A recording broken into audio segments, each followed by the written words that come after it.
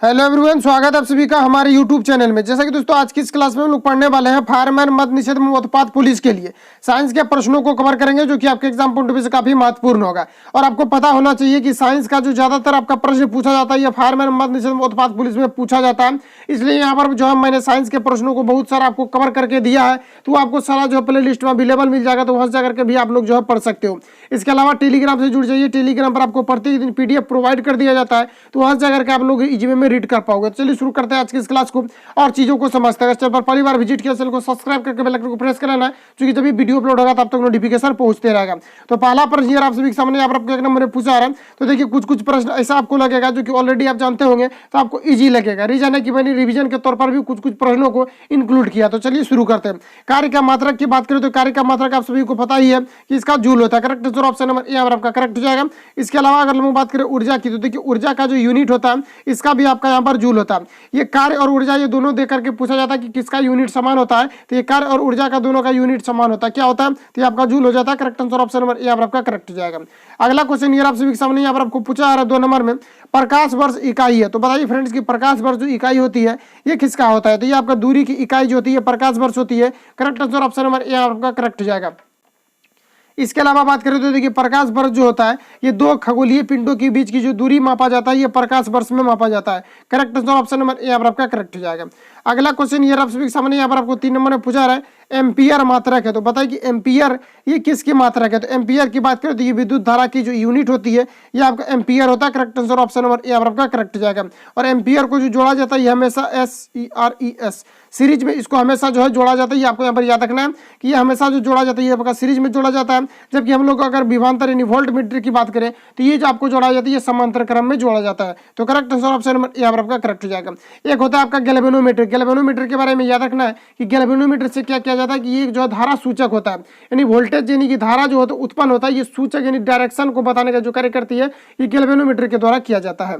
तो चलिए आगे बढ़ते हैं। अगला क्वेश्चन यार आप सभी के सामने यहाँ आपको पूछा है 4 नंबर में कि निम्नलिखित में से समय का मात्रक नहीं है। तो बताइए कि इनमें से समय का मात्रक कौन सा नहीं है, ये आपको यहाँ पर पूछा जा रहा है। तो यहाँ पर देखिए अधिवर्ष की बात करें तो ये भी आपका समय का मात्रक होता है, क्योंकि अधिवर्ष आपको पता होना चाहिए कि अधिवर्ष यानी वर्ष होता है और अधिवर्ष मतलब आधा वर्ष होता है। उसी प्रकार से चंद्रमा की बात करें तो माह जैसे लग गया तो ये भी आपका क्या एक प्रकार का वर्ष है। लेकिन प्रकाश वर्ष की बात करें तो ये आपका समय का नहीं है, ये किसका है? तो ये आपका दूरी का जो मात्रक होता है ये आपका प्रकाश वर्ष होता है। इसके अलावा करेक्ट आंसर की बात करें तो ऑप्शन यहाँ पर आपका सी करेक्ट हो जाएगा। इनमें से कोई नहीं है तो आपका होगा ही नहीं। तो यहाँ पर करेक्ट आंसर बताइए आपका क्या हो जाएगा? तो ऑप्शन सी यहाँ पर आपका करेक्ट हो जाएगा। अगला क्वेश्चन यार आप सभी के सामने यहाँ पर आपको पूछा रहा है 5 नंबर में, पारसेक किसकी इकाई है, ये आपको यहाँ पर पूछा जा रहा है। तो देखिए अगर हम लोग दूरी की सबसे बड़ी इकाई की बात करें तो ये आपका पारसेक ही होता है। Correct answer option number A आपका करेक्ट हो जाएगा। लेकिन आपने पढ़ा क्या कि दूरी जो होता है ये प्रकाश वर्ष का भी क्या होता है? इकाई होता है, यानी कि दूरी का इकाई क्या होता है? प्रकाश वर्ष भी होता है। लेकिन अगर सबसे लंबा अगर हम लोग बात करें कि सबसे बड़ा इकाई क्या होती है दूरी का, तब आपका पारसेक हो जाएगा। Correct answer option number A आपका राइट हो जाएगा। अगला क्वेश्चन यार आप सभी के सामने यहाँ पर आपको पूछा जा रहा है 6 नंबर में, निम्नलिखित में से कौन सा एक सुमेलित नहीं है, ये आपको यहाँ पर पूछा जा रहा है। तो देखिए सुमेलित नहीं की बात करें तो ये आपका यहाँ पर करेक्ट आंसर की बात करें तो हम लोग सबसे पहले ऑप्शन को पढ़ेंगे तभी पता चलेगा।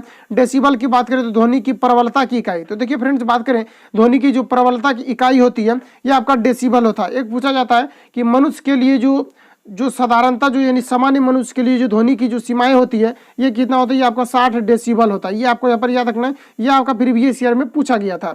नेक्स्ट की बात करें ऑप्शन बी की, तो अश्व शक्ति किसकी इकाई है? तो ये आपका शक्ति इकाई की होती है। तो ये भी आपका यहाँ पर गलत हो जाएगा, क्योंकि ये सभी आपका यहाँ पर सही दिया हुआ है। कौन सा सुमेलित नहीं है ये आपको यहाँ पर छटना है। तो ऑप्शन सी की बात करें तो समुद्री मील यहाँ पर आपको दिया हुआ है। इसमें कहा जा रहा है कि दूरी की इकाई है। तो बताइए कि समुद्री मील जो होता है ये दूरी की इकाई होती है या नहीं? तो ये आपका दूरी की इकाई ये आपका सही हो जाएगा। करेक्ट आंसर ऑप्शन नंबर यहाँ पर आपका सी जो है आपका यहाँ पर राइट दिया हुआ है। लेकिन सही होते हुए भी आपका गलत हो जाएगा, क्योंकि हमें वो छाटना है जो आपका यहाँ पर सुमेलित नहीं दिया हुआ। ऑप्शन डी की बात करें तो सेल्सियस उष्मा की इकाई, तो ये आपका यहाँ पर गलत हो जाएगा, क्योंकि सेल्सियस जो होता है ये आपका उष्मा की इकाई नहीं होती है।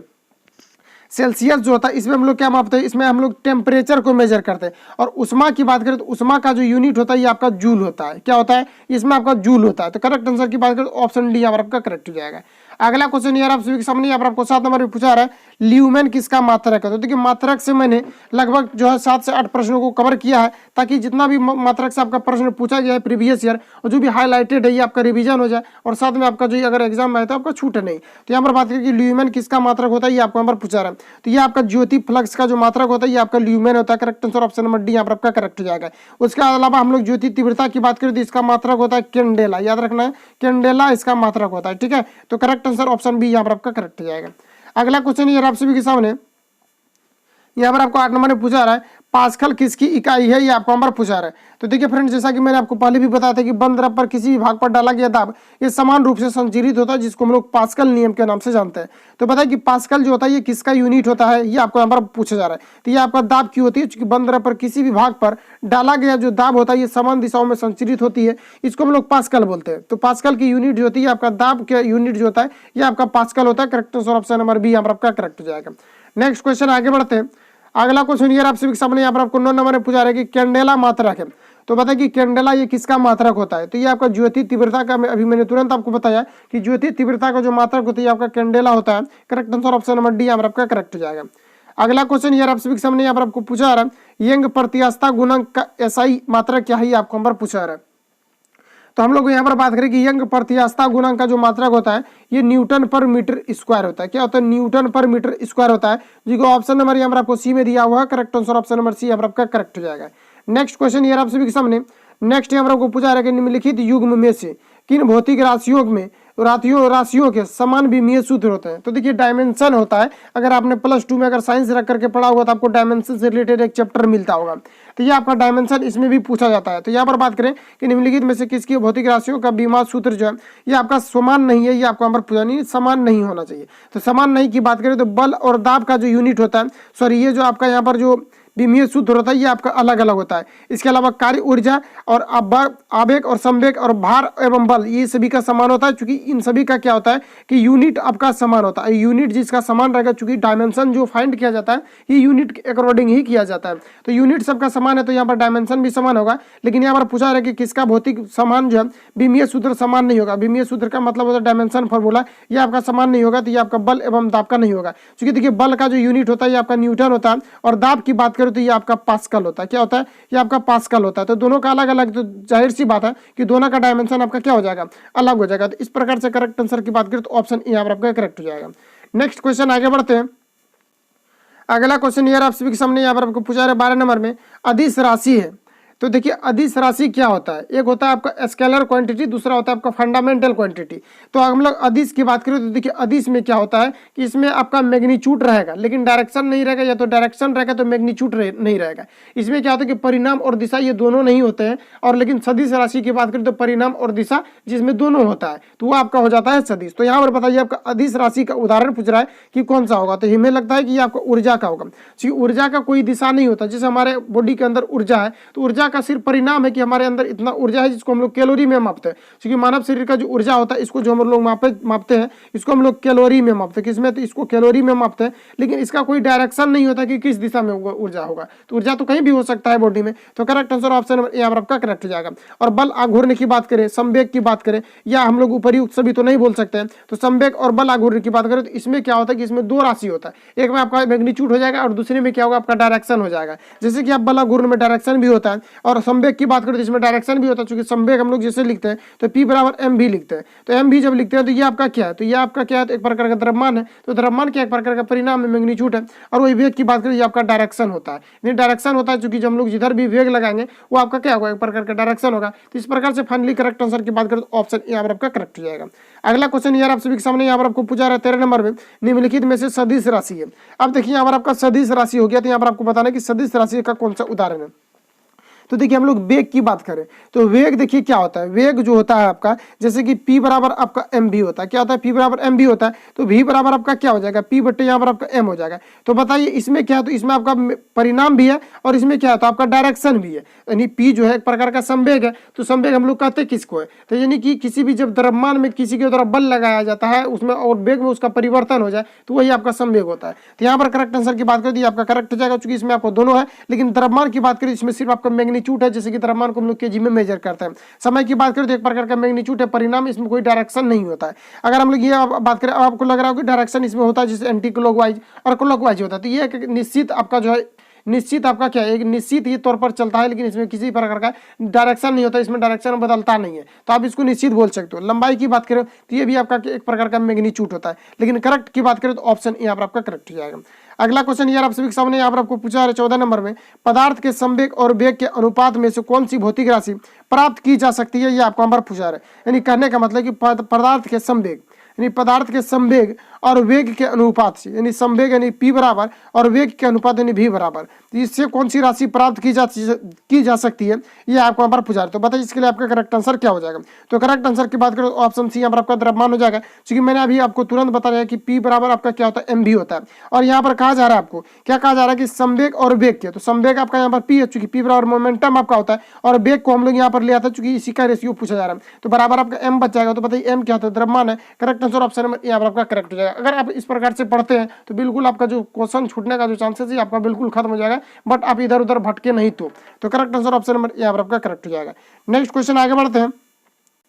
अगला क्वेश्चन यार आप सभी के सामने यहाँ पर आपको पूछा रहा है कि शून्य में स्वतंत्र रूप से गिरने वाली वस्तुओं का, पूछा जा रहा है कि शून्य में स्वतंत्र रूप से गिरने वाली वस्तुओं का समान गति होती है। ऑप्शन बी में दिया हुआ समान वेग होता है, ऑप्शन सी में यहाँ पर आपको दिया समान त्वरण होता है, ऑप्शन डी में दिया हुआ यहाँ पर आपको समान बल होता है। तो यहाँ पर आपको बताना करेक्ट आंसर आपका क्या हो जाएगा। तो इसका जो त्वरण होता है ये आपका समान होता है। अब देखिए त्वरण समान कैसे होता है, क्योंकि शून्य काल में अगर कोई भी वस्तु गिरता है, वहां पर वायुमंडल नहीं है, तो कोई भी वस्तु को अगर गिराया जाएगा तो बताइए वहां पर त्वरण उत्पन्न होगा, कभी नहीं होगा। क्योंकि जब होता क्या है कि जब भी कभी रगड़ होता है तभी वहां पर त्वरण उत्पन्न होता है, और जब वायुमंडल में, वहां पर जब वायुमंडल ही नहीं है तो वहां पर क्या होगा कि छोटे छोटे कण भी नहीं होंगे, उसमें जब किसी वस्तु को गिराते हैं तो वो किसी से टच ही नहीं करेगा, तो फिर त्वरण उत्पन्न होने का कोई यहाँ पर बात ही नहीं है। तो करेक्ट आंसर की बात करें तो ऑप्शन यहाँ पर आपका सी करेक्ट हो जाएगा। नेक्स्ट क्वेश्चन आगे बढ़ते हैं।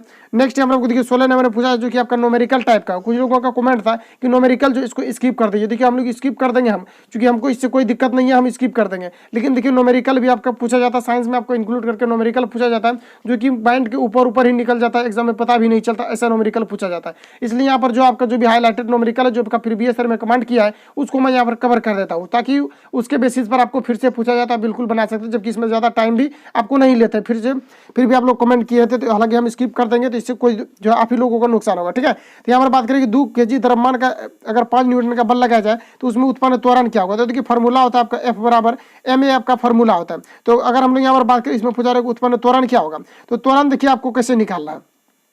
तो यहाँ पर जो आपको न्यूटन में जो मान दिया हुआ है आपका फोर्स का होता है, तो यहाँ पर आपका 5 हो जाएगा। अब बराबर एम की बात करें, यहाँ पर आपको 2 kg दिया हुआ इंटू यहाँ पर आपका ए हो जाएगा, तो 5 बटे यहाँ पर आपका 2 बराबर है यहाँ पर आपका ए हो जाएगा, और 5 में अगर 2 से अगर डिवाइड करते हैं तो कितना हो जाएगा 2.5 हो जाएगा। लेकिन आपको यहाँ पर ये याद रखना है कि जो यूनिट जो होता है आपका ए जो है एक्सेलरेशन है, यानी कि त्वरण है, त्वरण का जो यूनिट होता है मीटर पर सेकंड स्क्वायर होता है। तो देखिए मीटर पर सेकंड स्क्वायर जो यहाँ पर आपको दिया हुआ है ऑप्शन ए में दिया हुआ है, और साथ में आपको 2.5 यहाँ पर आपको दिया हुआ है। करेक्ट आंसर ऑप्शन नंबर यहाँ पर आपका करेक्ट हो जाएगा। नेक्स्ट क्वेश्चन आगे बढ़ते हैं। अगला यहाँ पर आपको पूछा है 17 नंबर में, किसी स्थिर या गतिशील वस्तु की स्थिति और दिशा में तब तक कोई परिवर्तन नहीं होता जब तक उस पर बाह्य बल न लगाया जाए। तो ये देखिए न्यूटन का लॉ है कि जब तक कोई वस्तु पर अगर बाह्य बल न लगाया जाए तब तक वो विराम अवस्था में ही रहता है। तो ये न्यूटन का आपका प्रथम नियम था। और दूसरा नियम था संवेग का परिभाषा को जो है वो डिफाइन करता है। और हम लोग थर्ड लॉ की बात करें तो प्रत्येक क्रिया के बीच अन्य प्रतिक्रिया होती है। ये सारी चीजें आपको जो है कंप्लीट होगा, उम्मीद करते हैं। तो आप बिल्कुल जो है इसको अटेम्प्ट कर सकते हैं। यहाँ पर आपको पूछा जा रहा है कि इसको किसको फॉलो करता है, तो ये आपका न्यूटन के प्रथम गति नियम को फॉलो करता है। करेक्ट आंसर ऑप्शन नंबर यहाँ पर आपका करेक्ट हो जाएगा। नेक्स्ट क्वेश्चन आगे बढ़ते हैं। अगला क्वेश्चन यार आप सभी के सामने यहाँ पर आपको 18 नंबर में पूछा है कि रॉकेट डेज के सिद्धांत पर कार्य करता है। तो ये आपका बराबर रिपीट किया जाता है एग्जाम में, और साथ में मैंने इसको कितना बार इसको जो है मैंने इसको इंक्लूड किया हूँ, बहुत बार इसको मैंने इंक्लूड किया हूँ, और ये आपको मिलता भी होगा। तो यहाँ पर बात करें कि संवेग जो है ये रॉकेट के सिद्धांत पर कार्य करता है, ये संवेग संरक्षण के सिद्धांत पर कार्य करता है। ऑप्शन यहाँ पर डी करेक्ट हो जाएगा, इसमें बिल्कुल भी आपको टाइम नहीं देना है। नेक्स्ट क्वेश्चन आगे बढ़ते हैं। अगला यहाँ पर आपको देखिए पूछा है कि अश्व शक्ति एकाएक चलना प्रारंभ करता है। यानी कहने का मतलब है कि यह अश्व, अश्व मतलब होता है घोड़ा। अगर कह रहा है कि इसमें कि घोड़ा एकाएक चलना प्रारंभ कर दे तो अश्वारोही, अश्वारोही कहने का मतलब है कि जो घोड़ा चालक होता है, जो उस पर बैठे होते हैं, इसके बारे में कहा जा रहा है कि अश्वारोही के गिरने का आकांक्षा का कारण क्या होता है, ये आपको यहाँ पर पूछा रहे। तो देखिए कोई भी वस्तु पर क्या होता है कि जड़त्व का नियम को फॉलो करता है। जैसे हम लोग बस में सफर करते हैं, एकाएक ब्रेक लग जाती है, तो वहाँ पर क्या होता है कि हम लोग आगे की ओर झुक जाते हैं। झुक जाने का मात्र एक ही कारण होता है कि उसमें न्यूटन के जो प्रथम गति को फॉलो करता है। क्योंकि वहाँ पर क्या होता है कि कोई भी वस्तु अपनी विरामावस्था में ही रहना पसंद करती है, आपको यहाँ पर पता है। तो करेक्ट आंसर की बात करिए जड़त्व के अघूर्ण हो जाएगा। Correct answer option number sorry यहाँ पर देखिए आपका करेक्ट आंसर की बात करें जड़त अघूर्ण नहीं होगा। यहाँ पर जो आपका करेक्ट आंसर होगा ये आपका विश्राम जड़त होगा, क्योंकि कोई भी वस्तु अपना विराम अवस्था में ही रहना चाहती है। तो फाइनली आपका correct answer option number C यहाँ पर आपका राइट हो जाएगा। नेक्स्ट क्वेश्चन की बात करें तो यहाँ पर आपको पूछा रहा है 20 नंबर, चलती हुई बस जब अचानक ब्रेक लगा दी तो उसमें बैठे यात्री आगे की दिशा में गिरते हैं, किसको, सॉरी यहाँ पर आपका टाइपिंग मिस्टेक है, यहाँ पर आपको होना चाहिए इसको किसके द्वारा समझा जा सकता है, ये आपको यहाँ पर पूछा है। तो बताइए इसको किसके द्वारा समझा जा सकता है, तो ये न्यूटन के प्रथम नियम के द्वारा समझा जा सकता है। Correct answer option number B यहाँ पर आपका करेक्ट हो जाएगा। नेक्स्ट क्वेश्चन आगे बढ़ते हैं। अगला यार आप सभी के सामने यहाँ पर आपको पूछा है 21 नंबर में, बल निम्नलिखित में से किसका गुणनफल होता है। तो देखिए एफ बराबर जो आपका होता है ये आपका एम ए होता है। तो यहाँ पर बात करेंगे जो पूछा है कि बल निम्नलिखित में से किसका गुणनफल होता है, तो ये आपका द्रव्यमान और त्वरण का गुणनफल होता है। Correct answer option number B यहाँ पर आपका करेक्ट हो जाएगा। नेक्स्ट क्वेश्चन की बात करें तो यार आप सभी के सामने यहाँ पर आपको पूछा है 22 नंबर में, शरीर वजन होता है। तो बताइए कि शरीर का जो वजन होता है ये कहाँ पर अधिकतम या कहाँ पर कम होता है, ये आपको यहाँ पर पूछा रहा है। ऑप्शन ए की बात करें, पृथ्वी की सतह पर सभी जगह एक समान होता है, तो ये आपका यहाँ पर गलत हो जाएगा। देखिए चूंकि जी का जो मान होता है ये हमारे बॉडी पर भी प्रभाव डालता है, आपको पता होना चाहिए। और जी का जो मान होता है ये आपका 9.8 मीटर पर सेकंड स्क्वायर होता है, और ये जो मान सबसे अधिक जो जी का होता है ये आपका ध्रुव पर होता है। ठीक है, तो फाइनली आपका करेक्ट आंसर की बात करें तो करेक्ट आंसर जो आपका हो जाएगा ये ऑप्शन यहाँ पर आपका बी करेक्ट हो जाएगा, क्योंकि ध्रुवों पर जो अधिकतम होता है जी का मान, इसी के अकॉर्डिंग हमला क्या होता है कि हम लोगों का भी भार होता है। तो करेक्ट आंसर की बात करें तो ऑप्शन यहाँ पर आपका बी करेक्ट हो जाएगा।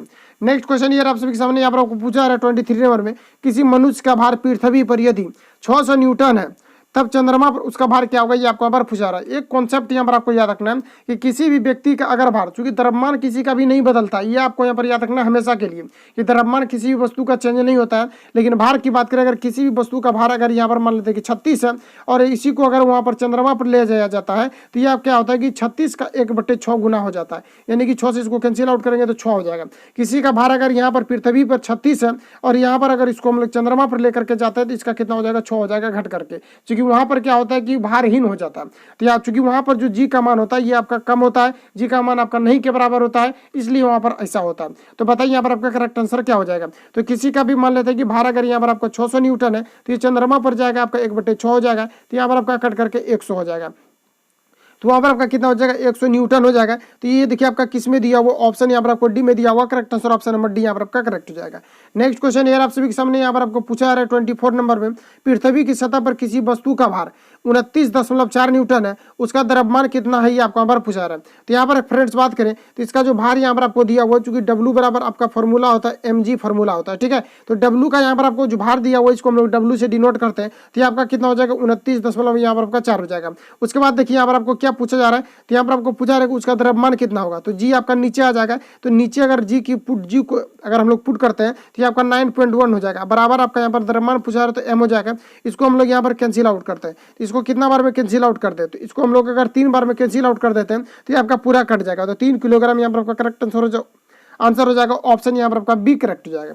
नेक्स्ट क्वेश्चन ये आप सभी के सामने यहाँ पर आपको पूछा जा रहा है 25 नंबर में, एक अंतरिक्ष यात्री पृथ्वी तल की तुलना में चंद्र तल पर अधिक ऊंचाई छलांग लगा सकता है, क्योंकि।